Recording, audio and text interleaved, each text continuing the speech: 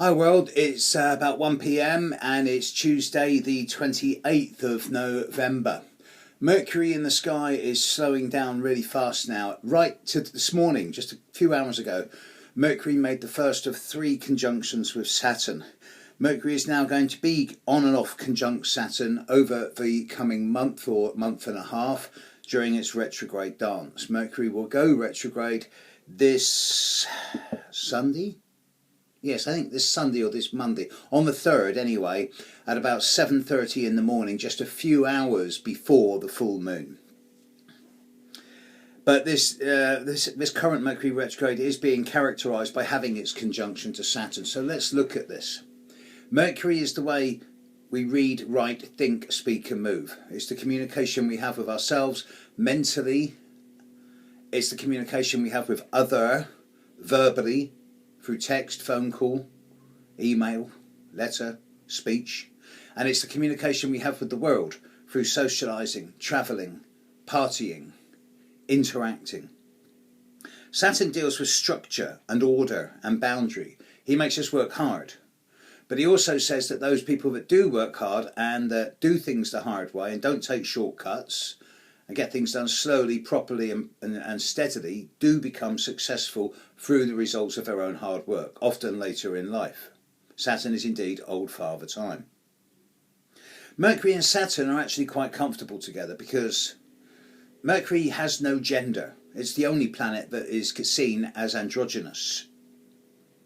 So Mercury is not bothered by things like feelings and emotions. Saturn recognises this and is comfortable with it. A Mercury-Saturn conjunction in a horoscope signifies someone who's quite serious, not so much grave, but serious, sober, sombre at the mental and intellectual level, with good communication skills, but also quite shy and reserved and almost inhibited when young.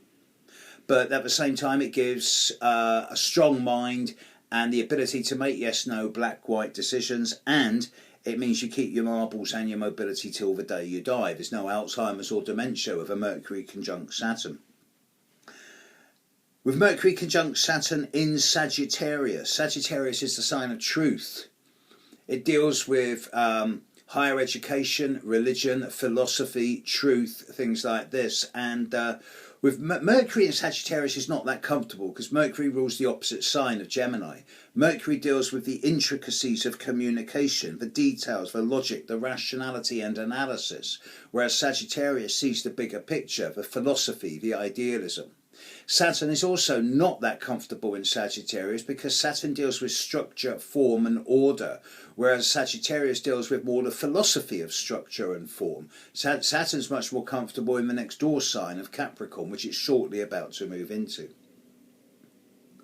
So what this suggests to me is that with the Mercury-Saturn conjunction of now, and especially over the next week and a half, when Mercury is going to be no more than a degree away from Saturn for the next week and a half, and then again one more time in early January when the Mercury-Saturn conjunction will happen again, this time in early Capricorn, it suggests to me that there's a great deal of lip service being paid to words like structure and boundary at the moment, but the results of this won't come through until early Capricorn. And it may well be that over the coming few days we're going to see a lot of people in the news talking about rules and regulations, boundaries and structures and disciplines, with very little actual manifestation of this, just words.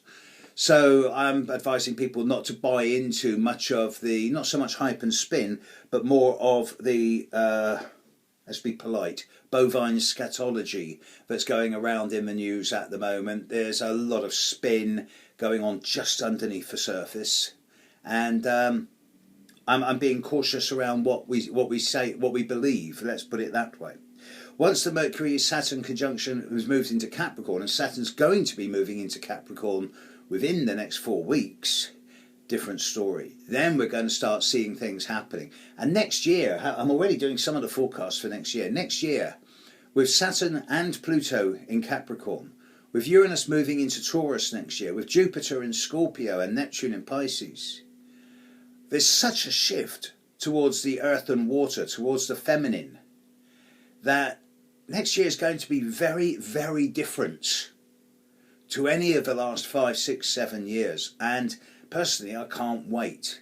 But this Mercury-Saturn conjunction, especially close to the galactic centre of the galaxy, if you believe in this type of stuff, which many people do, then this area around 29 Sagittarius, galactic centre, the centre of the Milky Way, is seen as an energy source of very clear and high energetic emanations, I suppose is a way to describe it. Many people do have this notion of the centre of our galaxy as holding some type of unique energy field around it, which reverberates through the ether into and onto planet Earth. Whether you buy into that or not is another matter. But with Mercury conjunct Saturn on top of galactic centre, you can be sure that over the coming couple of weeks, the world's going to be full of people giving us the benefit of their philosophies, their beliefs and their truths. I just suggest we all suspend judgment on what's right until after Mercury retrograde and until we're into the second week of January. Catch you later, world. Bye.